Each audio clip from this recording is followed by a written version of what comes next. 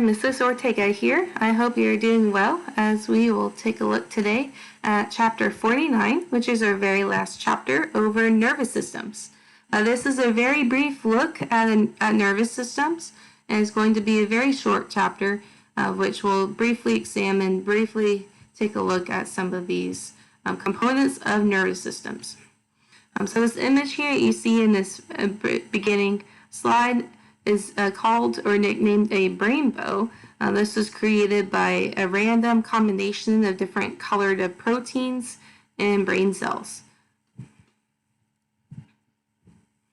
So taking a look at nervous systems from previous chapter of animal tissues on chapter 40, we know that nervous systems are made up of neurons and glial cells.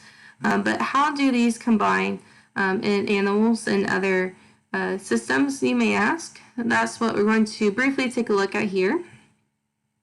The simplest animals with nervous systems are the Cnidarians, and they have interconnected neurons that are loosely arranged in nerve nets. So these are individual neurons connected together in nerve net form. And so that's something, one of the premature structures, I guess, in terms of evolutionary history are the nerve nets. But more complex animals will have nerves, in which axons of multiple neurons are bundled together. So nerves and neurons are not the same thing, as many people going into looking at nervous systems may be confused with that they are the same, but they're not exactly the same, as nerves are bundles of axons of neurons together. And so the nerves will channel and organize information flow through the nervous system, as we'll see here.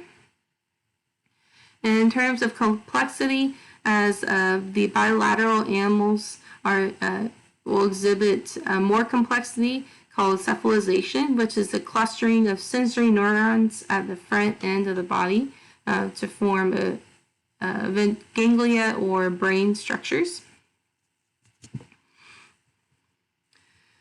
And so these are shown in terms of, for ganglia, they're going to be found in annelids and arthropods.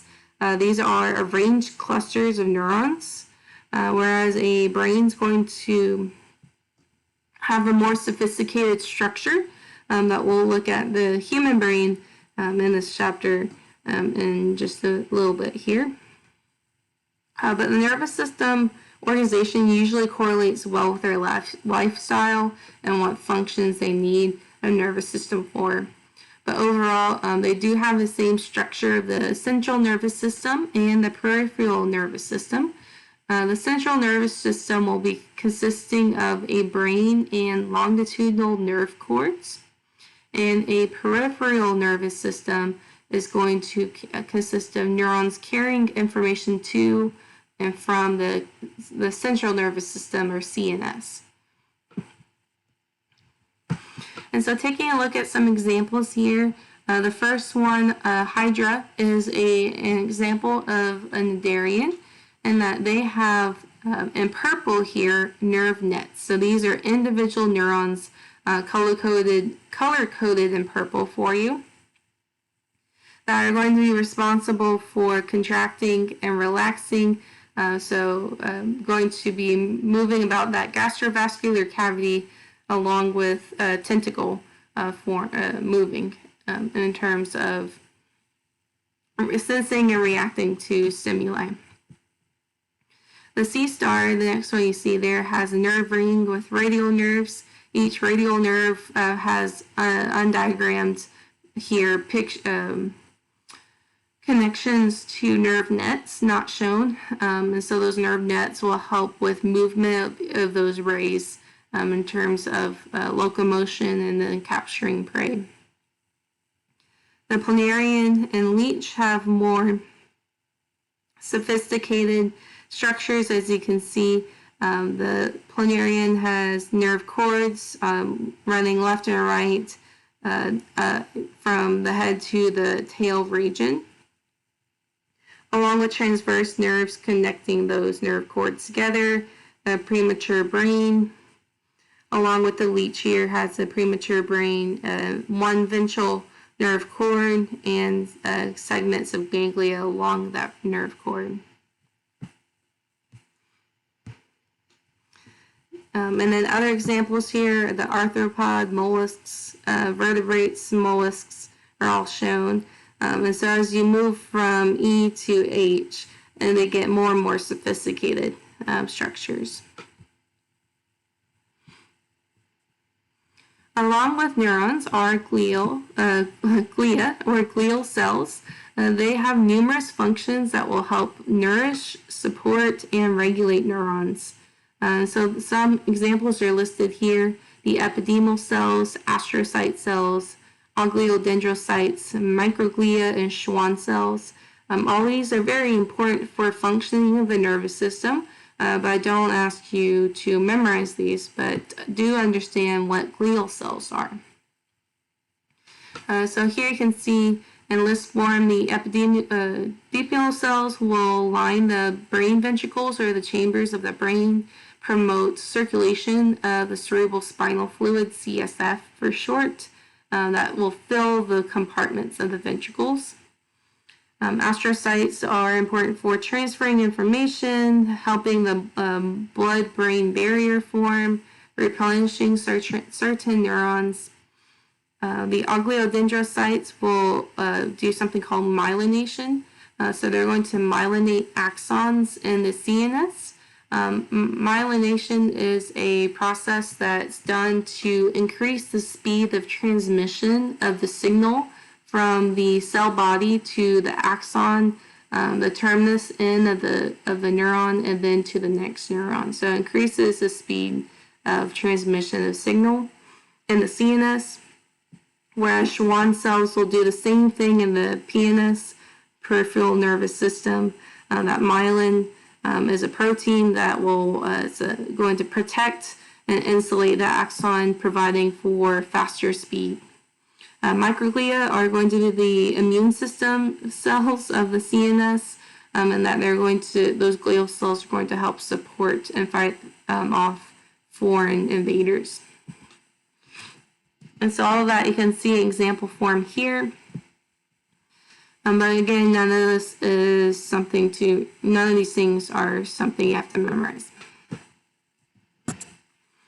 And so we're going to take a brief look at the overall organization of the vertebrate nervous system along with structures of the brain.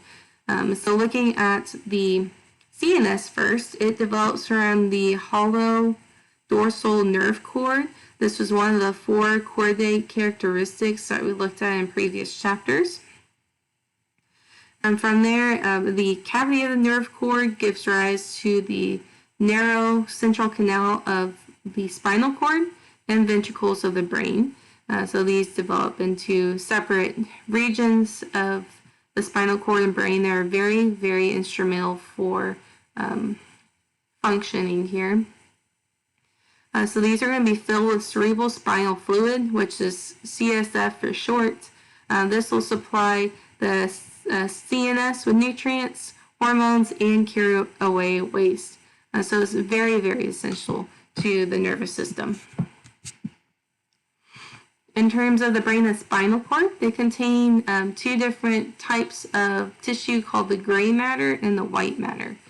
Gray matter is going to consist of neuron cell bodies, dendrites, and unmyelinated axons.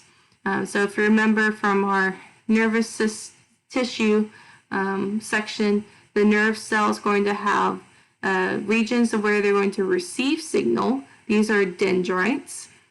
The cell body is going to have the nucleus and other organelles performing the neuron cell functions. And then the region that's going to send a signal out of the neuron cell is the axon. So the gray matter is going to have unmyelinated axons, or slower cell bodies and dendrites. Whereas the white matter, that's more anterior to the brain, is going to have myelinated axons and bundles. And so that's going to be for quick signals, facilitating quick signals to and from different regions. And the gray matter is going to be responsible for slower signals and having cell bodies and dendrites for receiving.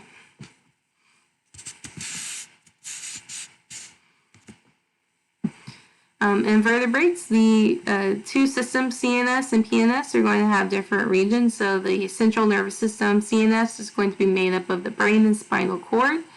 The peripheral nervous system, PNS, is going to be pretty much everything else. Nerves and ganglia that are not the brain and spinal cord, that can communicate to the brain and spinal cord and other parts of the body, are going to be the PNS.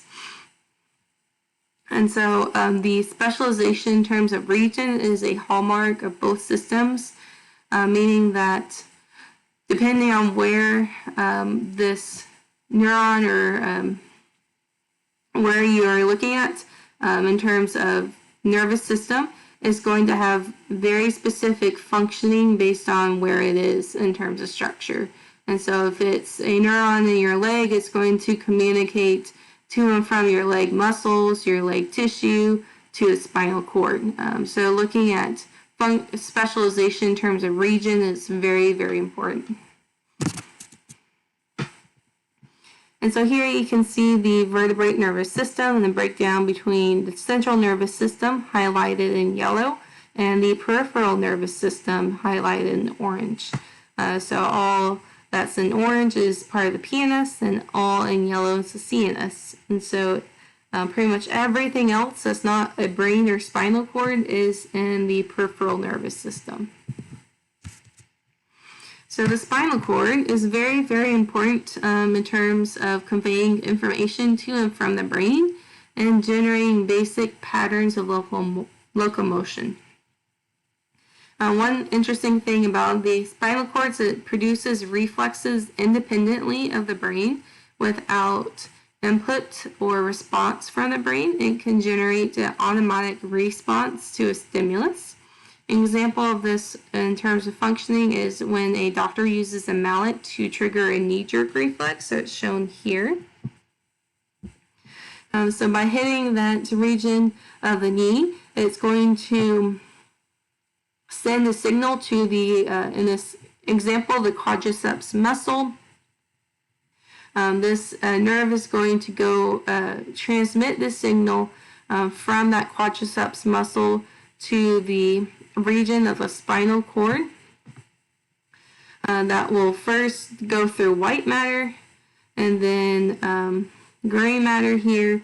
And the gray matter is going to bind with and send a signal to both the interneuron and motor neurons. So the interneuron is going to be in between the sensory neuron and the motor neuron. And from there, it's going to send that signal to these motor neurons, which will then go to the quadriceps muscle and the hamstring muscles and generate the reflex of jerking the leg upwards in response. And so all this is done through the neurons in the leg and the neurons in the spinal cord, generating a response without input from the brain. And so this is a reflex. Taking a look at the peripheral nervous system, it will transmit information to and from the central nervous system. Also will regulate movement and the internal environment. And so this is done through different types of neurons. The first neuron is the afferent neuron. This transmits information to the CNS, whereas efferent neurons transmit information away from the CNS. What you can see in this figure here, afferent neurons transmit information to the CNS, whereas efferent neurons transmit information away from the CNS. In terms of efferent neurons, there are some further subdivision of the autonomic nervous system and the motor system. So these two things you do want to understand, and that the motor system contributes to the control of skeletal muscles. This is usually voluntary movement, whereas the autonomic nervous system is going to have several subdivisions that you see here in terms of sympathetic, parasympathetic, and the enteric nervous system. All of these contribute to the control of smooth muscles, cardiac muscles, and glands. So these are involuntary movements or secretions. And so in description form, you can see that here. Motor system and the autonomic nervous system. You do want to know the difference. So the motor system carries signals to the skeletal muscles and is voluntary, whereas the autonomic nervous system regulates smooth and cardiac muscle and is generally involuntary movement. But the autonomic nervous system has further division, and these are shown here of sympathetic and parasympathetic along with the enteric nervous system. While these are very important to functioning, it's not something I ask you to understand, as this is a huge component of anatomy and physiology. And so if you were to take that class, you would learn about these divisions. And so that's shown here in this image. Definitely not something you need to memorize for the art class.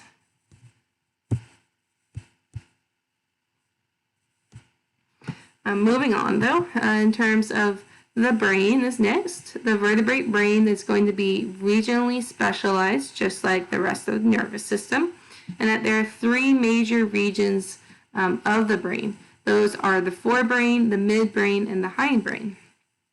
The forebrain, as shown here, has activities that include processing of the olfactory inputs, so sense of smell, regulation of sleep, learning, and any complex processing functions. The midbrain is going to coordinate routing of sensory input, so it's going to be, in essence, like the server to communicate to and from different portions of the brain to the rest of the body, or a telephone operator for those more inclined to phone, and that is getting that person from point A to point B there. Lastly, the hindbrain is going to control involuntary activities and motor activities. So those are shown in this figure here, but we'll focus on the example for humans. And so for humans, you can see most clearly in this diagram image here, the embryonic brain regions start out with the three regions of forebrain, midbrain, and hindbrain. However, these quickly develop into subregions that are shown, and then lastly, what they develop into. And so for us to want to understand, the forebrain develops into the cerebrum and the diencephalon regions in the brain. The midbrain develops into the mesocephalon region, which develops into the midbrain, so that name stays. Then lastly, the hindbrain develops into the pons, the cerebellum, and the medulla oblongata, which is part of the brainstem. So overall, hindbrain develops into the brainstem and the cerebellum.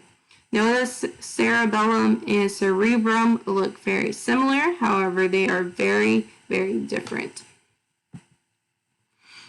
And so you can see those structures here in the close-up image. You'll want to be able to label these structures as cerebrum, diencephalon, brainstem, and cerebellum there. So to understand these a little bit better, let's take a look at that. So the cerebrum is going to control skeletal muscle contraction. It's going to be the center for learning, emotion, memory, and perception. Many functions come from the cerebrum and different parts of the cerebrum. So the outer layer is called the cerebral cortex and is essential for perception, voluntary movement, and learning. In terms of the brain hemispheres, there's the left and right hemispheres, and the structure called the corpus callosum enables them to communicate, which I believe should be shown in this image here.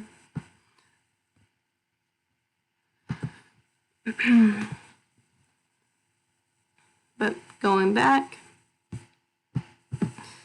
the cerebellum is the next structure. This is going to coordinate movement and balance, helps in learning and remembering motor skills.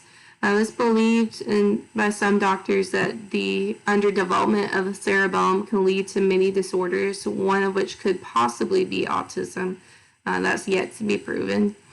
The diencephalon region gives rise to the thalamus, hypothalamus, and epithalamus. We've learned about the hypothalamus and how it's a kind of a control center for the body. It includes the body's thermostat and central body biological clock. So this is going to coordinate the body's temperature at all points in time. The circadian rhythm and part can be regulated here in terms of biological clock and lifespan as well. Many things can be part of the hypothalamus region.